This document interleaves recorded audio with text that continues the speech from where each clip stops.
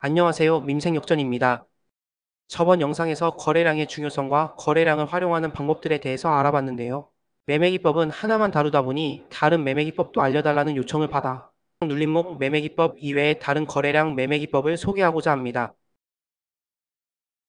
바로 본론부터 시작하겠습니다. 거래량은 주로 우리가 진짜 돌파와 거짓 돌파를 구별하는 데 유용하게 쓰입니다. 차트에서 저항선을 강하게 돌파해서 자신있게 매수를 했는데 돌파는커녕 바로 다시 하락해서 손절을 해본 경험이 있을 것입니다. 왜 이런 일이 생기는 걸까요? 바로 이 돌파가 진짜 돌파가 아니라 거짓 돌파였기 때문입니다. 이러한 거짓 돌파를 구별하는 가장 확실한 방법이 바로 거래량입니다. 대부분의 돌파 매매 전략은 어떤 선을 뚫었다라는 패턴만 보고 판단합니다. 하지만 중요한 건 그 순간에 거래량이 실렸는가 이게 핵심입니다. 예를 들어 볼린저 밴드 상단 돌파 매매 전략을 설명드리겠습니다. 이 매매 전략은 볼린저 밴드의 상단을 강하게 돌파하면 상승세가 이어질 확률이 높기 때문에 상단을 돌파하는 캔들의 종가에서 매수를 하는 전략입니다. 그런데 이 차트를 보면 돌파는 나왔는데 거래량이 안 실렸습니다. 따라서 얼마 안 가서 다시 가격이 급락합니다. 반면에 이 차트를 보면 같은 볼린저 밴드 상단 돌파라도 거래량이 동반되면서 돌파가 나왔습니다. 거래량이 급증했다는 건 그만큼 매도세를 다 받아낼 만큼의 매수세가 들어왔다는 뜻입니다. 이 과정에서 손바뀜이 활발하게 일어났기 때문에 시장은 이제 가볍게 위로 상승할 준비가 된 상태라고 볼 수 있습니다. 거래량의 중요성은 볼린저 밴드뿐만 아니라 지지 저항선 돌파에도 똑같이 적용됩니다. 여기 차트를 보면 특정 가격대만 오면 계속해서 하락하는 모습이 반복되고 있습니다. 따라서 이 구간은 명백한 저항선입니다. 만약 이 저항선을 확실하게 돌파하면서 거래량도 같이 터진다면 이건 진짜 추세 전환의 신호일 가능성이 높습니다. 이럴 때는 과감하게 매수를 진입해 볼 수 있습니다.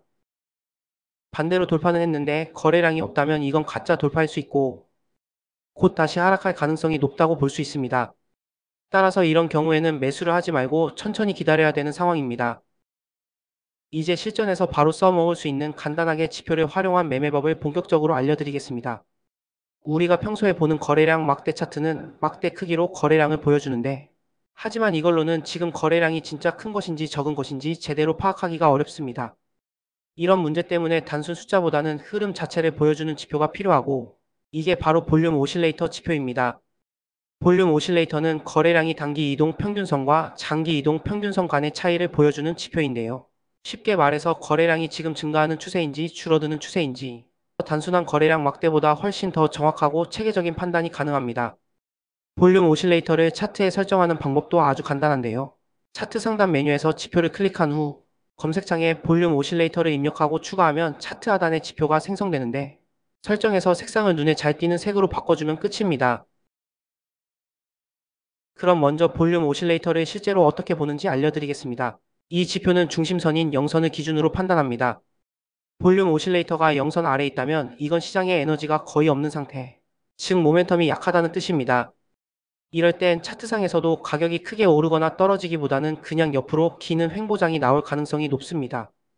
반대로 볼륨 오실레이터가 중심선인 0선 위로 올라왔다면 이건 시장이 강한 모멘텀이 살아나고 있고 매수든 매도든 추세가 강하게 움직일 준비가 됐다는 신호입니다. 또한 볼륨 오실레이터로 추세의 힘을 읽을 수 있는데요. 상승 추세일 때 볼륨 오실레이터가 같이 높아지고 있다면 이건 정말 좋은 신호입니다. 거래량이 상승에 힘을 실어주고 있다는 뜻이니까 따라서 상승 추세가 꽤 오래 이어질 가능성이 큽니다. 마찬가지로 하락장에서도 볼륨 오실레이터가 높게 유지된다면 이건 하락 추세의 거래량이 힘을 실어주고 있다는 얘기입니다. 즉 당분간 하락 추세가 계속될 수 있다는 신호로 볼 수 있습니다. 그러다가 반대로 볼륨 오실레이터가 갑자기 꺾이면서 하락한다면 이건 추세가 힘을 잃고 있다는 의미로 곧 하락이 끝날 수도 있다는 신호입니다.